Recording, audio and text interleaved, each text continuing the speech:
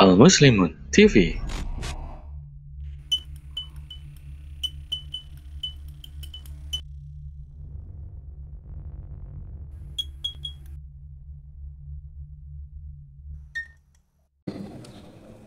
Assalamualaikum warahmatullahi wabarakatuh.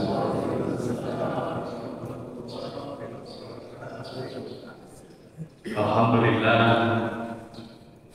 alhamdulillahilladzi nahmaduhu wa nasta'inuhu wa nastaghfiruh wa na'udzu billahi min shururi anfusina wa min sayyiati a'malina.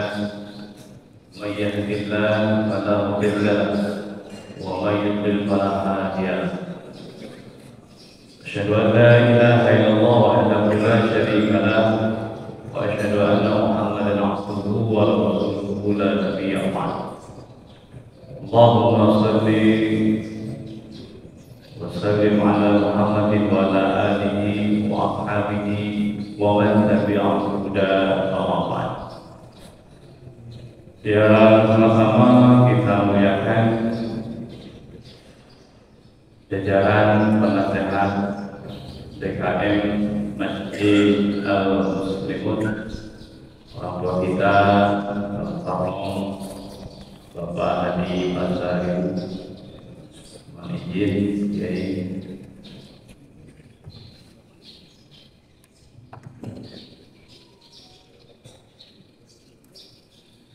yang sama-sama kita hormati, kita muliakan Ketua DKM beserta jajaran DKM Masjid Al-Muslimun, Bapak Alek dan Pak Dedi dan segenap pengurus lainnya, para sesepuh, para mini sepuh Masjid Al-Muslimun yang mudah-mudahan semuanya diberkahi dan dirahmati oleh Allah Subhanahu wa Ta'ala, dan juga segenap jamaah subuh Masjid Al-Muslimun. Puji dan syukur kehadirat Allah Subhanahu wa Ta'ala. Mari senantiasa kita selalu panjatkan kehadiratnya, karena pada pagi hari ini kita dapat bersimpuh di hadapan Allah Subhanahu wa Ta'ala di masjid yang megah ini, karena kita dibekali karunia sehat dan karunia iman dan takwa. Mudah-mudahan karunia yang terbesar dalam hidup kita ini terus kita gunakan untuk mengukir amal-amal terbaik di alam dunia ini, agar kelak kita di alam akhirat, di alam barzakh dan seterusnya, kita mampu menikmati hasilnya dan kita termasuk golongan orang-orang yang beruntung dan dimasukkan ke surga Allah Subhanahu wa Ta'ala. Salawat beserta salam tentunya juga harus kita sampaikan pada junjungan kita Nabi Muhammad SAW beserta keluarga, sahabat, dan para pengikutnya hingga akhir zaman. Bapak Ibu yang saya hormati, kita baru saja melewati 1 tahun 1444 Hijriah, dan kita hari ini berada di tahun 1445 Hijriah, dan kita juga baru saja melewati hari Asyura, hari Tasu'a, dan hari Asyura. Bulan Muharram adalah satu bulan yang di dalamnya banyak sekali keutamaan ibadah pada Allah Subhanahu wa Ta'ala, dan kita bersyukur karena kita masih diberi kesempatan oleh Allah Subhanahu wa Ta'ala untuk menikmati sajian dari Allah Subhanahu wa Ta'ala berupa keutamaan ibadah di dalam bulan Muharram. Mudah-mudahan dengan kita memasuki bulan Muharram ini dan juga memasuki tahun baru 1445 Hijriah, ini kita semuanya bertanda mudah mudah-mudahan kita termasuk orang yang dipanjangkan umurnya, juga diberkahi umur kita. Amin ya rabbal alamin. Hadirin rahimakumullah, memperkenalkan diri, saya hadir di tengah-tengah jamaah yang luar biasa pada pagi hari ini, berawal dari hadirnya pengurus DKM ke kantor Kementerian Agama Kota Bogor. Karena kita kan ASN ini punya 3 tugas oleh negara. Pertama sebagai pelayan. Jadi ASN dengan jabatannya apapun, wali kota sekalipun, ya labelnya pelayan. Pelayan masyarakat. Kemudian kita punya tugas untuk menjaga kebijakan-kebijakan undang-undang. Kita juga punya tugas yaitu terus memperkuat persatuan dan persatuan negara kesatuan Republik Indonesia. Jadi dalam undang-undang tugas ASN itu ada 3, yaitu pelayanan, kemudian menjaga kebijakan undang-undang, dan yang ketiganya adalah perekat persatuan. Nah, karena saya pelayan, ya, datanglah Pak Ketua ke kantor, meminta untuk bagaimana ada bantuan dari luar negeri, ya, kemudian bisa lancar ke Masjid Al-Muslimun. Awalnya kita agak kebingungan juga ya, sasaran dengan suratnya agak sedikit kurang linear gitu ya. Tapi kemudian kita sudah siasati, ini adalah merupakan rekomendasi tentang bahwa Masjid Al-Muslimun eksistensinya jelas ya, dan punya masyarakat. Akhirnya kita buat rekomendasi ya. Nah, dan jadi saya diperintah oleh Ketua DKM ya, untuk beliau datang ke kantor untuk minta buat rekomendasi. Nah, karena sebagai pelayan juga saya hadir di tengah-tengah jamaah juga perintah beliau ya. Jadi bukan maunya saya karena memang sebagai pelayan ya ikut aja ya. Beliau tidak tahu kalau rumah saya itu di Depok ya. Tadi malam Pak Beta Ustaz gimana rumah saya di Depok? Saya pikir di Kota Bogor ya. Kalau tahu begitu saya nggak mungkin kasih jadwal kuliah subuh katanya. Ya, saya tidak bantah, tidak apa, karena memang sekali lagi abdi masyarakat itu sebagai pelayan kira-kira. Jadi itulah latar belakang ya, hadirnya saya di tengah-tengah Jawa. Mudah-mudahan silaturahim ini membawa berkah untuk kita semuanya. Amin ya rabbal alamin. Hadirin jamaah syukur rahmatullah, sesuai dengan tema yang diminta oleh DKM bahwa mari di tahun 1445 Hijriah ini kita melewatinya hari-hari di tahun 1445 Hijriah ini, kita lewati hari-harinya dengan hari-hari yang berkualitas, hari-hari yang sesuai dengan firman Allah bahwa kita adalah hamba Allah yang kemudian setiap harinya adalah berdirinya kita, tidurnya kita, duduknya kita itu senantiasa mengingat Allah Subhanahu wa Ta'ala. Dan untuk sampai ke sana tentunya kita harus mampu merenungi apa sih hakikat usia yang Allah berikan pada kita sekalian. Hadirin rahimakumullah, di dalam Islam ini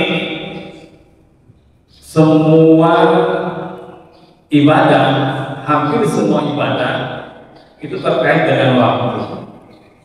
Ibadah sholat, ya, jelas kapan waktu subuh, kapan waktu zuhur, kapan waktu asar, maghrib, isya, semuanya terkait dengan waktu.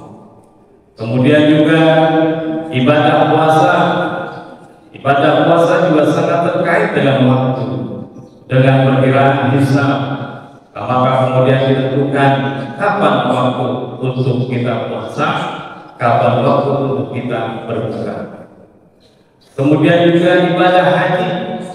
Ibadah haji walaupun 40 hari, 30 hari di Makkah dan Madinah, tapi hakikatnya semuanya sedang menunggu kapan hari Arafah itu tiba, kapan tanggal 9 itu hadir di tengah-tengah umat Islam. Ibadah haji, ibadah puasa, ibadah sholat, semua terkait dengan waktu. Kemudian juga zakat juga terkait, beberapa zakat terkait dengan waktu. Ketika kita sebagai petani, kita sebagai pengusaha, kapan datangnya hisab, ketentuan waktu dalam zakat kita dalam satu tahun berapa hasilnya. Kemudian juga ketika kita mengeluarkan zakat fitrah, itu juga terkait dengan waktu. Semua ibadah dalam Islam hampir semuanya terkait dengan waktu, terutama ibadah-ibadah waktu. Oleh karena hadirin rahimakumullah, dalam Islam memahami arti pentingnya waktu adalah menjadi satu hal yang wajib untuk kita semuanya. Kemudian beberapa ayat juga mengaitkan dengan waktu seperti duha, wadduha, walaili, waktu duha dan waktu malam. Kemudian jawab demi masa dan seterusnya. Jadi persoalan waktu ini dalam Islam ada sesuatu yang sangat urgent untuk kita pahami bersama. Nah, untuk itulah kita sesungguhnya wajib untuk memaknai usia yang diberikan oleh Allah ini sesungguhnya untuk apa. Dalam firman Allah, Bismillahirrahmanirrahim, wa ma khalaqtul jinna wal insa illa liya'budun, dan aku tidak ciptakan jin dan manusia kecuali untuk ibadah. Dalam ayat yang lain Allah Subhanahu wa taala berfirman, likulli syai'in ajal, idza ja'a ajaluhum la yastakhiruna sa'atan wa la yastaqdimun. Segala sesuatu itu ada waktunya. Manusia ada waktunya. Setiap waktu ada manusianya, setiap manusia ada waktunya. Dan ketika datang panggilan Allah, idza ja'a ajaluhum la yastakhiruna, maka tidak ada yang seorang yang mampu untuk mengundur-undurkan waktu.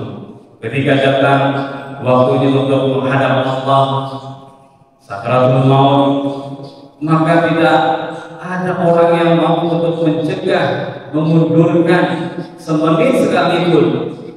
Siapapun orangnya, raja besar sekalipun, tidak ada yang mampu untuk bisa memundurkan kalau memang sudah ketentuan Allah Subhanahu wa taala. Wala yastaqdimun, dan juga demikian tidak ada yang mampu untuk memundur-mundurkan atau mencoba untuk memajukan. Jadi la yastakhiruna wa la yastaqdimun idza ja'a, dan tidak ada yang mampu untuk memajukan atau memundurkan ketika memang waktu untuk berangkat menuju Allah Subhanahu wa taala itu telah tiba. Nah, jadi setiap kita ini sebenarnya diberikan porsi usia oleh Allah Subhanahu wa taala masing-masing, ya. Ya, kalau kita umat Muhammad sallallahu alaihi wasallam, dalam beberapa hadis bahwa umat Muhammad SAW usianya 60 sampai 70. Ya. Jadi bapak-bapak yang hari ini sudah misalnya 59 tahun, kemudian 11 bulan, 2 minggu, ya jangan sampai kemudian merugi cepat-cepat banyak panen ya cepat pas 60 ya. Allahumma kita ya, seperti itu. Jadi namun demikian kita diberikan petunjuk juga dalam beberapa isyarat dalam hadis bahwa suatu ketika Rasulullah ditanya sahabatnya dalam hadis At-Tirmidzi, ya Rasulullah, man khairun nas, siapa sebaik-baik manusia? Kata Rasulullah, man qala wa hasuna. Sebaik-baik orang, sebaik-baik hamba Allah ada yang panjang usianya tetapi kemudian berkah usianya, diisi dengan amal-amal yang terbaik, yang terindah, yang dia akan persembahkan di akhirat kelak di hadapan Allah Subhanahu wa Ta'ala. Jadi memang mau Siti Wasafrin bisa jadi hari ini mungkin bapak-bapak yang hadir di sini sudah ada yang lebih dan melampaui itu. Walaupun kemudian beberapa ulama seperti Imam Syafi'i, Imam Al-Ghazali, beliau adalah ulama besar yang usianya juga tidak terlalu panjang kan. Tapi ada yang Imam Syafi'i wafat di usia 50, Imam Al-Ghazali wafat di usia 54. Jadi makna dari umur yang berkah itu adalah bahwa walaupun panjang tetapi penuh dengan taufik dari Allah Subhanahu wa Ta'ala, tapi walaupun pendek mampu dihiasi dengan amal-amal yang monumental yang terbaik untuk umat manusia dan juga untuk saudara-saudara kita. Jadi hadirin rahimakumullah, hari ini mari kita renungi kembali ketika hari ini kita sudah masih diberikan oleh Allah kesempatan waktu kita untuk hidup di alam dunia ini, lalu kemudian kita isi hari-hari detik-detik itu dengan apa? Ya. Apakah dengan kelalaian? Apakah dengan hal-hal yang sifatnya kurang bermanfaat? Atau semua pencapaian hari-hari perputaran detik, jam dan minggu semuanya kita isi dengan ingat dan beribadah pada Allah Subhanahu wa Ta'ala. Nah, untuk bisa menajamkan kembali bahwa sesungguhnya kita harus berkonsentrasi mengisi usia yang Allah berikan hari ini, ada detiknya, detik demi detiknya untuk ibadah pada Allah Subhanahu wa Ta'ala. Maka Allah Subhanahu wa Ta'ala berfirman dalam ayat yang lain, "Wa hayat dunya illa la'ibun wa lahun." Dan tidaklah kehidupan dunia ini sebenarnya sandiwara, ya. Dan sesungguhnya alam yang kekal, alam yang benar, yang hakikatnya, yang sesungguhnya adalah kelak di alam akhirat. Inilah hadirin rahimakumullah. Jadi hari-hari yang disuguhkan oleh Allah Subhanahu wa Ta'ala memang usia yang diberikan hari ini. Mari kita hiasi hari-hari dengan senantiasa zikrullah, ya. Dan mari kita manage usia kita, karena Allah Subhanahu wa Ta'ala juga mengingatkan dalam ayat yang lainnya bahwa sesungguhnya kita harus senantiasa merencanakan usia yang kita hari ini nikmati ke depan itu untuk apa dan bagaimana mengisi. Jadi kalau misalnya bapak ibu yang sudah tidak bekerja, itu sebenarnya satu kenikmatan yang luar biasa. Kata Imam Al-Ghazali dalam kitab Ihya Ulumuddin, beliau katakan ketika seorang dipanjangkan usianya, sesungguhnya Allah sedang memberikan kesempatan untuk memperbanyak taubat. Ya, jadi intinya ketika sudah pensiun masuk, masih sehat, masih segar, nah itu artinya kita diingatkan oleh Allah, dan Anda dulu bekerja sibuk, mungkin juga banyak ibadah yang lalai. Hari ini silakan, aku masih beri kesempatan untuk dekat dengan aku dan pergunakan waktu yang demikian untuk bertobat kepada-Mu. Nah itulah kata Imam Ghazali dalam kitab Al-Mu'min, bahwa panjangkan usia pada hambanya, pada hamba Allah itu bermakna bahwa ia diberi kesempatan untuk bertobat kepada Allah Subhanahu wa Ta'ala. Dan sungguh waktu yang sangat luar biasa. Ya. Bangun jam 3 pagi, kemudian diisi dengan wudu, ya, kemudian sholat tahajud, ya, 12 rakaat, ya, kemudian sholat tasbih, ya, 22 rakaat, kemudian sholat hajat 8 rakaat, ya, sholat taubat 10 rakaat sampai ke subuh, ya kan? Nah, setelah subuh berjamaah, kemudian tadarus Al-Quran, ya, kemudian ketemu salat suruh, ya, lalu kemudian zikrullah lagi, atau tadarus lagi, ketemu duha, salat duha 12 rakaat, ya, 12 rakaat kira-kira sudah jam 10, dan tidur, ya, ketemu, kemudian salat zuhur, ya. Setelah salat zuhur, kemudiannya 4 rakaat, tahiyatnya 4 rakaat, ya, kemudian terus lagi sampai asar, ya. Nikmat sekali, ya, dilakukan di masjid sambil nawaitu i'tikaf, ya, lillahi ta'ala. Subhanallah, ya. Kalau kita mempergunakan usia yang Allah berikan ini di akhir masa pensiun kita seperti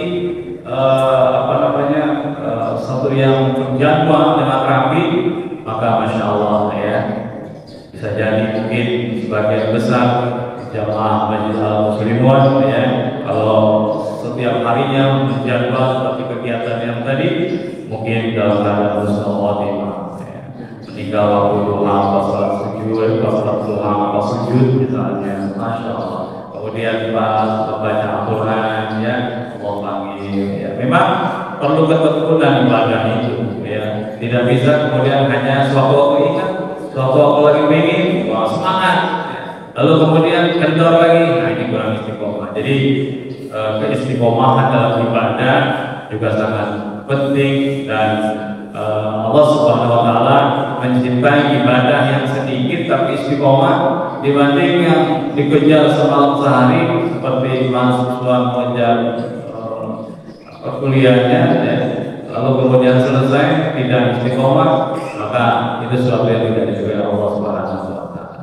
Ya hadirin rahimakumullah, jadi mari kemudian kita isi waktu-waktu yang hari ini diberikan oleh Allah Subhanahu wa Ta'ala. Sekali lagi kita pikirkan ibadah apa yang di tahun 1444 Hijriah masih kita lalai, masih kurang ilmunya, mari kurang sempurna, dan masuk ke tahun 1444 Hijriah ini mari kita isi hari-hari kita dengan terus memperbaiki ibadah-ibadah kita kepada Allah Subhanahu wa Ta'ala. Hadirin rahimakumullah, jadi makna usia untuk kita semuanya saya pikir sudah bisa dipahami, bahwa Allah hari ini memberi kesempatan kepada kita semuanya. Kemudian untuk apa kemudian usia yang Allah berikan ini, maka hakikatnya adalah untuk makhluk zina wal insan yang dulu kita harus hiasi waktu-waktu yang diberikan oleh Allah Subhanahu wa Ta'ala ini adalah dengan ibadah secara luas, diartikan tentunya di hadapan Allah Subhanahu wa Ta'ala. Lalu kemudian kita juga harus punya waktu-waktu untuk mengevaluasi. Umar bin Khattab mengatakan hasibu anfusakum qabla al-muhasabah. hisablah dirimu sebelum kalian semuanya dihisab oleh Allah Subhanahu wa taala. Para ulama berikan saran ya, waktu untuk evaluasi diri, menghisab itu ketika mau tidur. Ketika mau tidur ya, sebelum kita rebahkan badan kita, ketika naik di pinggir tempat tidur kita merenung.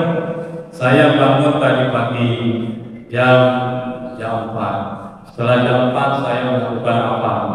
Lalu lakukan apa? Terus sampai ketemu sore, ketemu siang, ketemu sore, ketemu maghrib ya. Masya Allah, masih banyak waktu-waktu yang kosong. Masya Allah, masih banyak waktu-waktu yang saya gunakan untuk lalai. Masya Allah, masih banyak waktu-waktu yang harus saya perbanyak istighfar. Masya Allah, masih ada dosa yang saya lakukan. Nah, ketika kita hendak berbalik, kita hisab. Lalu kemudian kita mohon ampun pada Allah Subhanahu wa taala. Istighfar, kemudian perbanyak la ilaha illallah. Siapa tahu kemudian hari itu adalah hari terakhir kita di alam tanah. Hadirin rahimakumullah. Jadi itulah yang mestinya semua kita sebagai hamba Allah ini pandai-pandai mempergunakan waktu yang diberikan oleh Allah Subhanahu wa taala. Karena sesungguhnya alam dunia itu sangat singkat. Singkat 60-70 tahun sesungguhnya sangat singkat dibanding dengan kalau kita sudah masuk alam barzakh, alam akhirat. Kita bayangkan saudara-saudara kita yang telah meninggal dari zaman Nabi Adam sampai dengan hari ini mereka masih di alam barzakh. Lalu berapa ribu tahun usia dunia itu.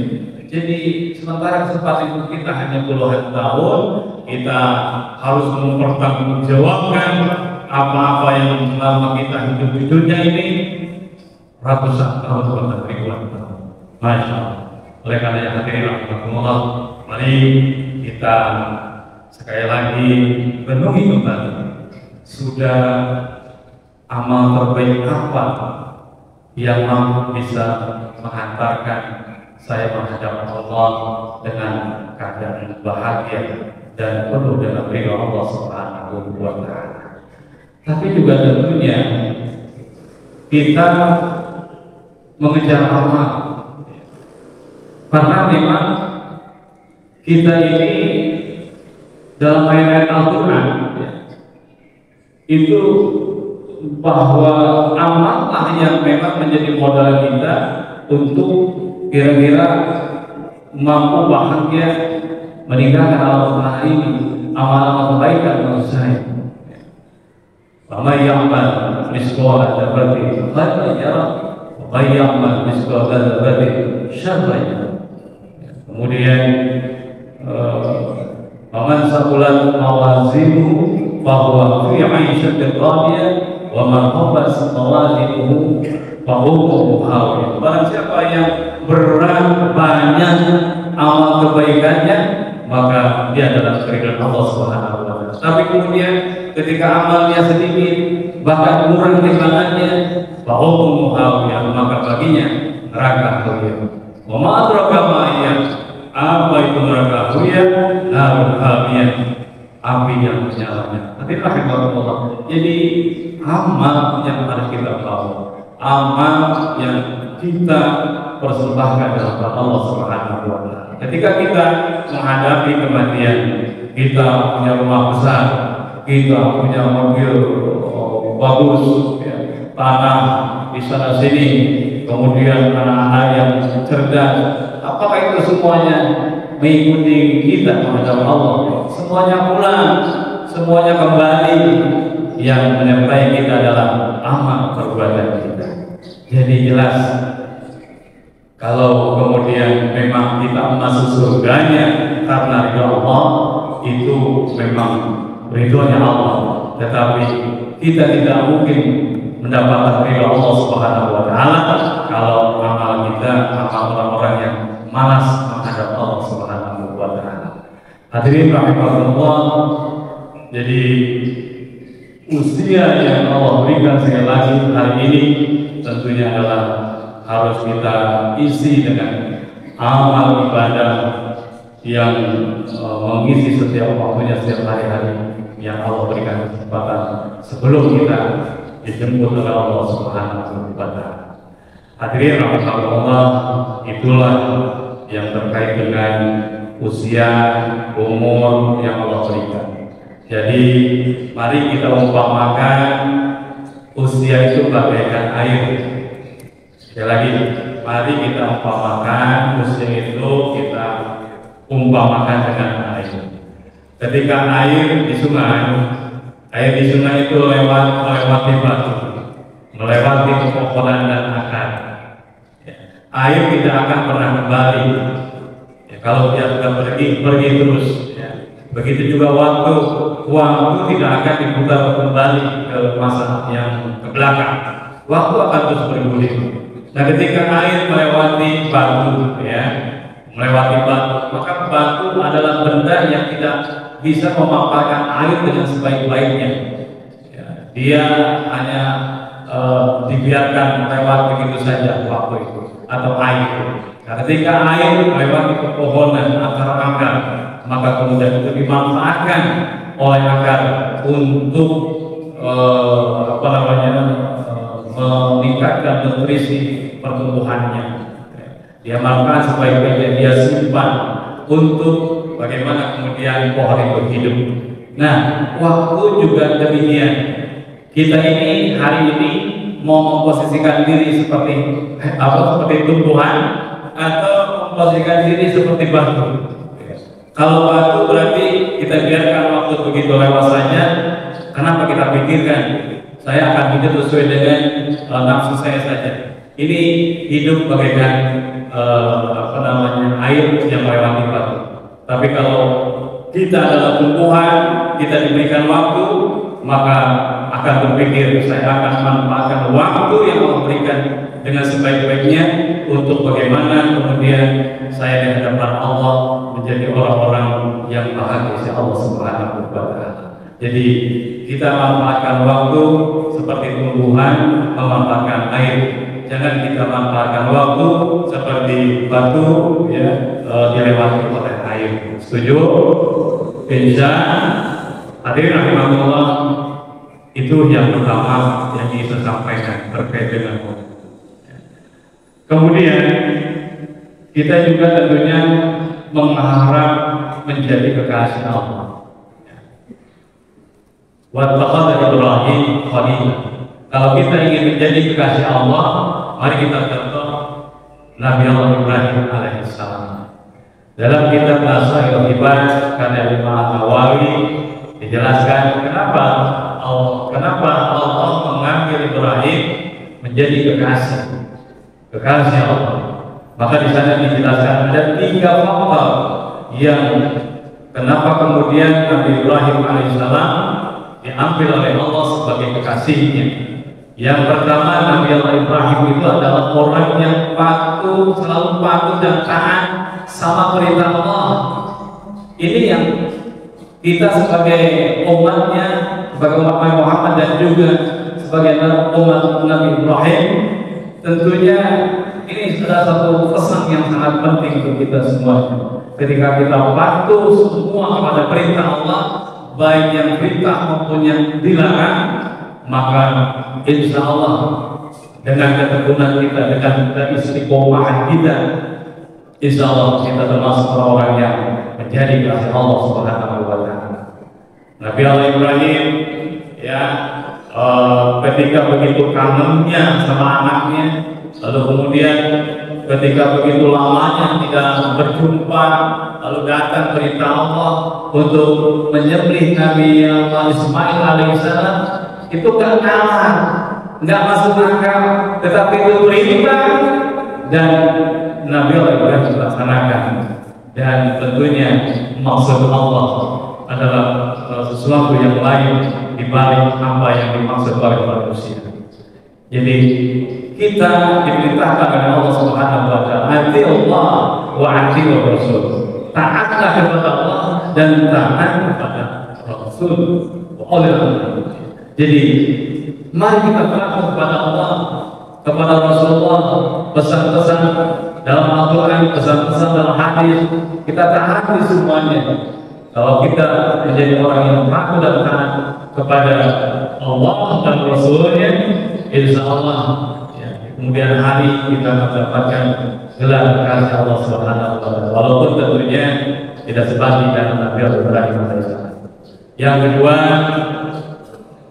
kenapa Nabi Ibrahim alaihissalam adalah orang atau hamba Allah yang diberi gelar itu kekasih Allah adalah karena Nabi Ibrahim alaihissalam adalah orang-orang yang tawakal kepada Allah Subhanahu wa Ta'ala. Nah ini yang menjadi kebanyakan problem kita semuanya.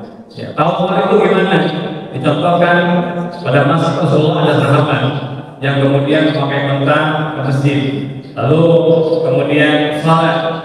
Kata Nabi, bagaimana kamu? Apakah sudah diikat? Kata sahabat menjawab, saya tawakal kepada Allah Subhanahu wa Ta'ala. Kata Nabi, ikatkan onta Anda. Jadi tawakal itu bukan berarti tidak mengikuti sebab hukum alam, sebab akibat. Tawakal berserah diri kepada Allah Subhanahu wa Ta'ala kita lakukan setelah kita patuh kepada hukum alam, sebab akibat. Ketika kita menaruh mobil sembarangan tidak terkunci, lalu kita katakan saya tawakal pada Allah Subhanahu wa Ta'ala, itu bukan tawakal. Itu namanya sedekah. Mungkin mau menjual memberikan mobil kepada orang lain, kan kira-kira. Jadi tawakal itu adalah kita kunci mobil kita ya, dengan sebaik-baiknya, lalu kita serahkan kepada Allah Subhanahu wa Ta'ala, bahwa diri kita, harta kita, anak kita, semuanya Allah yang menjaga. Jadi Nabi Allah Ibrahim alaihissalam adalah orang yang sangat tawakal kepada Allah Subhanahu wa Ta'ala. Buktinya mana? Buktinya adalah ketika Nabi Allah Ibrahim alaihissalam diperintahkan oleh Allah Subhanahu wa Ta'ala untuk Ismail dan Hajar ini ditaruh di lembah yang hari ini sudah Mekah. Lalu kemudian mendapat perintah lagi, engkau ke Palestina. Secara nada, ya Allah, aku meninggalkan istriku dan anakku di lembah yang gersang, yang tidak ada kehidupan, tapi kau perintahkan aku untuk kembali ke Palestina. Maka kemudian aku serahkan kepada Allah untuk menjaganya. Tetapi kemudian dengan kebesaran Allah Subhanahu wa Ta'ala, kemudian Nabi Alaihissalam menghentak-hentakkan kakinya yang kemudian di sana muncul air jam. Jadi hari kami Allah berserah diri kepada Allah Subhanahu wa Ta'ala dalam setiap sikap hidup kita. Ini juga penting untuk terus kita jadikan kepribadian milik kita bersama. Yang terakhir, yang kemudian kenapa Nabi Ibrahim alaihissalam menjadi kekasih Allah adalah karena Nabi Ibrahim alaihissalam senang mengajak makan kepada orang-orang yang ada di sekitar. Maka satu hari ketika Nabi Ibrahim tidak ketemu orang yang ingin diajak makan, dia berjalan bermil-mil ya, untuk mendapatkan orang yang dia ingin ajak makan bersama. Ya, jadi mudah-mudahan pagi hari ini Anda makan bersama. Allah, jadi itulah sikap Nabi Ibrahim alaihissalam, patuh dan taat kepada Allah, tawakal kepada Allah, berderma dengan dermawan, dengan sangat dermawan. Maka sikap itulah yang kemudian Allah kagum, Allah ridha, yang dijulukilah Nabi Ibrahim Khalilullah, kekasih Allah. Mudah-mudahan dengan kita memanfaatkan usia yang Allah berikan, lalu kemudian kita bercermin kepada Nabi Ibrahim supaya menjadi orang yang dikekang, yang menjadi kekasih Allah. Kita patuhi semua perintah Allah, perintah Rasul, lalu kita adalah orang-orang yang bertawakal, dan kita senantiasa mendermakan harta kita, apapun yang ada dalam kita untuk kebaikan bersama, insya Allah kita melewati tahun 1445 Hijriah Pak, ya, dengan hari-hari yang penuh berkualitas. Amin ya rabbal alamin. Hadirin rahimakumullah, kiranya itu yang dapat saya sampaikan. Mudah-mudahan bermanfaat untuk kita semuanya, dan mari terus kita mohon pada Allah Subhanahu wa taala menjadi orang-orang yang taufik wa barakah dan orang-orang yang diberikan kesempatan panjang oleh Allah, tetapi juga mampu kita isi dengan meningkatkan kualitas dan kuantitas ibadah kita. Amin ya rabbal alamin. Demikian adalah Allah yang berbaik. Assalamualaikum warahmatullahi wabarakatuh.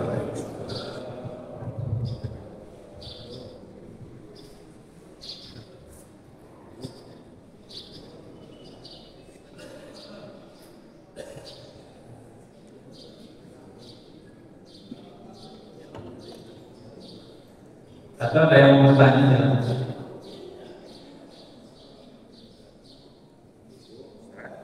Cukup ya? Jelas? Tangan kita. Alhamdulillah.